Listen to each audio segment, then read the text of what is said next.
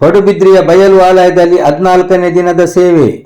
ಭಕ್ತ ಸಮೂಹದಲ್ಲಿ ಸಡಗರ ಸಂಭ್ರಮ. ಪಡುಬಿದ್ರಿಯ ಬಯಲು ಆಲಯವೆಂದೇ ಪ್ರಸಿದ್ಧಿ ಹೊಂದಿರುವ ನಾಗಬ್ರಹ್ಮಸ್ಥಾನ ತಾಯಿ ಖಡ್ಗೇಶ್ವರಿ ಕ್ಷೇತ್ರದಲ್ಲಿ ಇಂದು 14ನೇ ದಿನದ ಸೇವೆಗೆ ಸಿದ್ಧತೆ ನಡೆಯುತ್ತಿದೆ.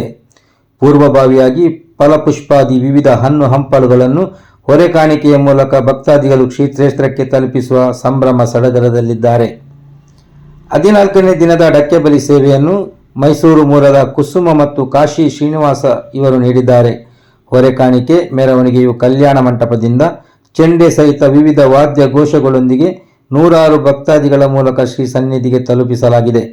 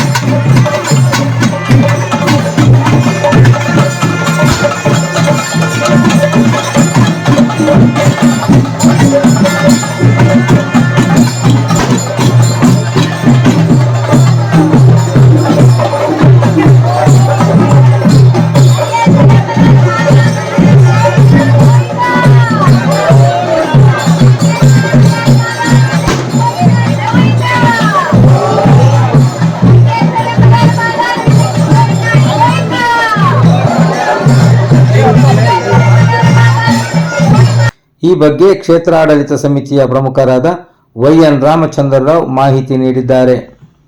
ಖಡ್ಗೇಶ್ವರಿ ಬ್ರಹ್ಮಸ್ಥಾನದಲ್ಲಿ ಈ ಸಲದ ಡಕ್ಕೆಬಲಿ ಸೇವೆಗಳು ಬಹಳಷ್ಟು ವಿಜೃಂಭಣೆಯಿಂದ ನಡೆಯುತ್ತಾ ಇದೆ.